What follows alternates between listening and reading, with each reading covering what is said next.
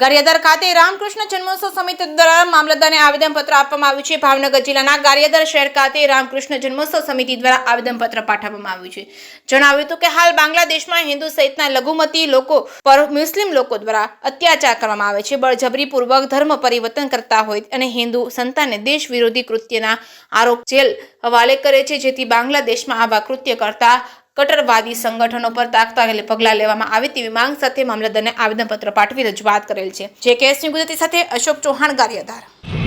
આજરોજ ગારિયાધાર શહેર ખાતે રામકૃષ્ણ જન્મોત્સવ સમિતિ અને હિન્દુ સંગઠનો દ્વારા જે બાંગ્લાદેશમાં હિન્દુ સંસ્કૃતિ ઉપર જે હુમલા થઈ રહ્યા છે, હિન્દુ લોકો અને હિન્દુ મંદિરો ઉપર, ખાસ કરીને છેલ્લા કેટલાય દિવસોથી હિન્દુ સંતો ઉપર જે જીવલેણ હુમલા થયા છે એના વિરોધમાં ગારિયાધાર શહેર અને તાલુકામાં આગામી દિવસોમાં નક્કર પગલાં નહીં લેવામાં આવે તો આના ગંભીર પરિણામ ભોગવવાના આવશે, એની તાકીદ કરવા રાજ્ય સરકાર અને કેન્દ્ર સરકારને અમે ગારિયાધાર મામલતદારને આવેદનપત્ર આપવા આવ્યા છીએ અને આ તકે ગારિયાધાર શહેરના લોકોનો અમે ખૂબ ખૂબ આભાર માનીએ છીએ।